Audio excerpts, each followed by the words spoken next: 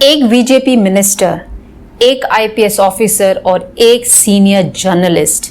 आखिर इन तीनों में से कौन था जिसने शिवानी भटनागर की मौत का खेल रचा? और आखिर क्यों 3.5 साल से भी ज्यादा वक्त लग गया पुलिस को इस गुत्थी को सुलझाने के लिए? नमस्कार, मैं हूं श्रद्धा राय और आप देख रहे हैं द चाणक्य पे, एक सच्ची घटना पे आधारित दिल्ली की कहानी।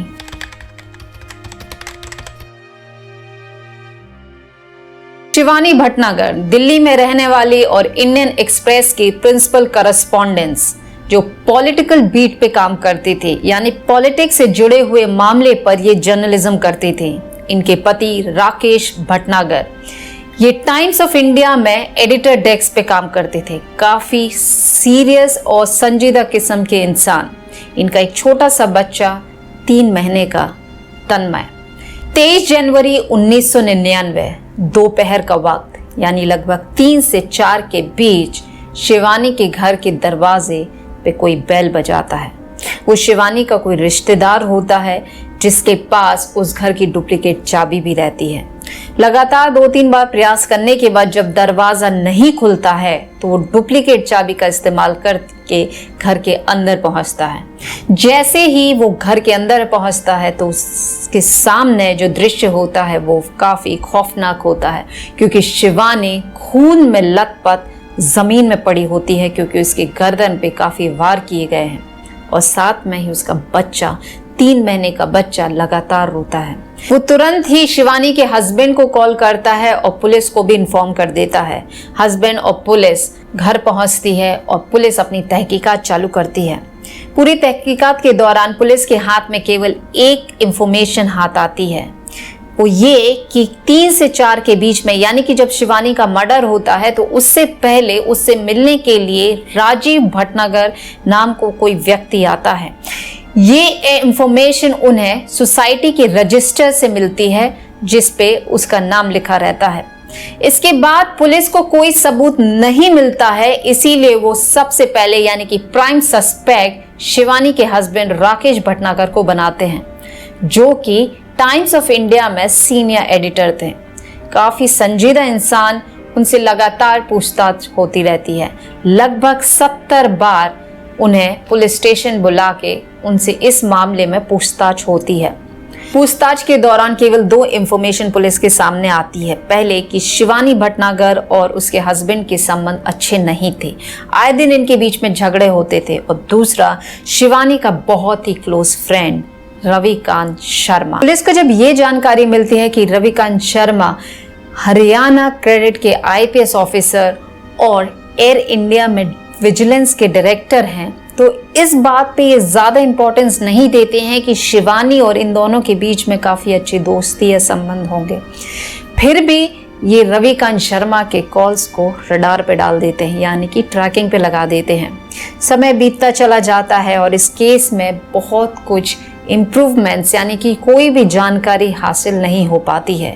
रविकांत शर्मा 2001 तक आईजी प्रिज्म हरियाणा के बन जाते हैं। ये कुछ दिनों की छुट्टियों के लिए जाते हैं और अचानक से ये गायब हो जाते हैं। किसी भी प्रकार की इंफॉर्मेशन या कम्युनिकेशन इनके द्वारा नहीं दी जाती है, इसीलिए डिपार्टमेंट इन्हें इस पद से हटा देता है।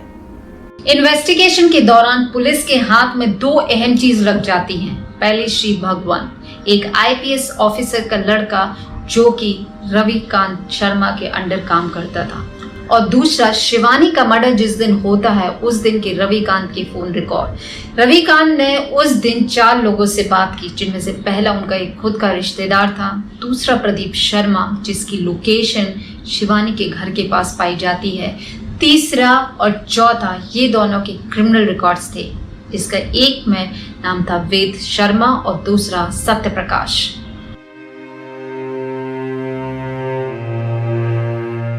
पुलिस श्री भगवान को गिरफ्तार करती है। पुलिस के दबाव में भगवान इस बात को कबूल लेता है कि रविकांत इस केस में इन्वॉल्व है।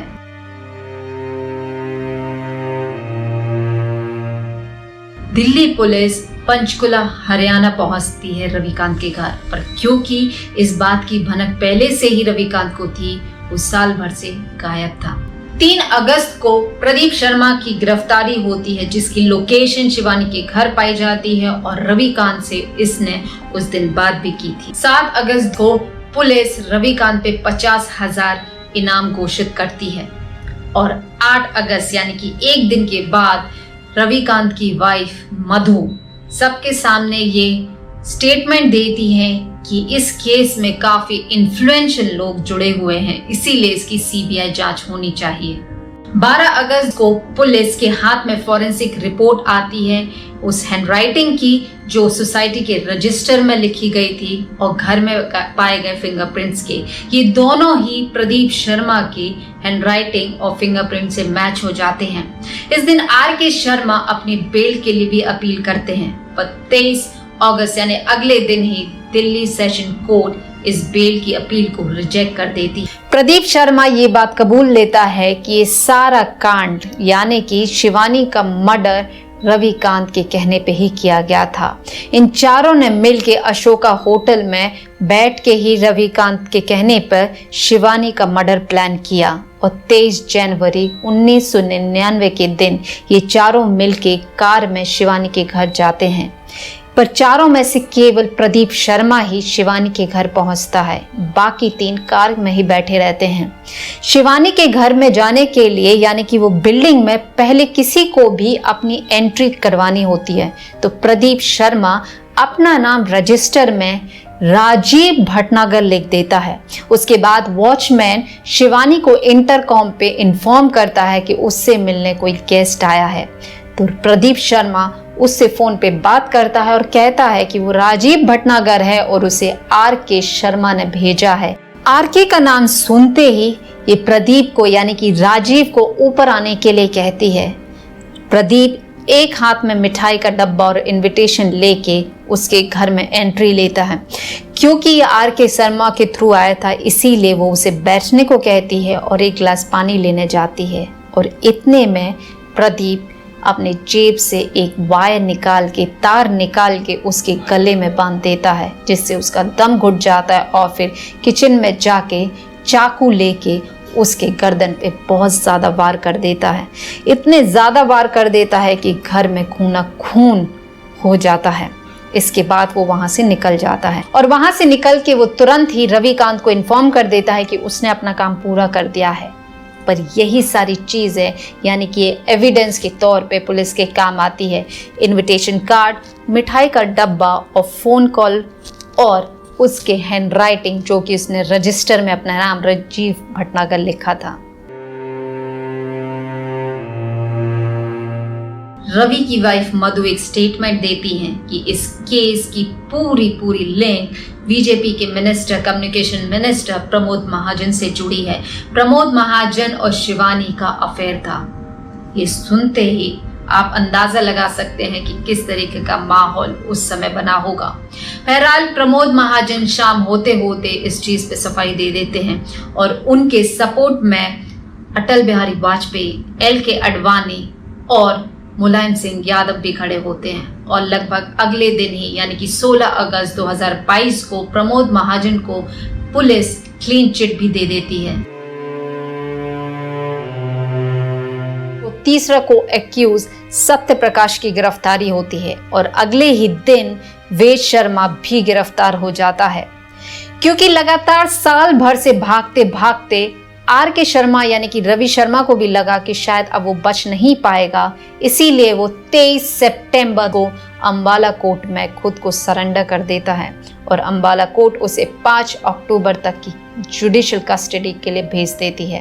अब सवाल आपके दिमाग में भी ये आ रहा होगा कि आखिर रविकांत शर्मा ने क्यों शिवानी की हत्या करवाई।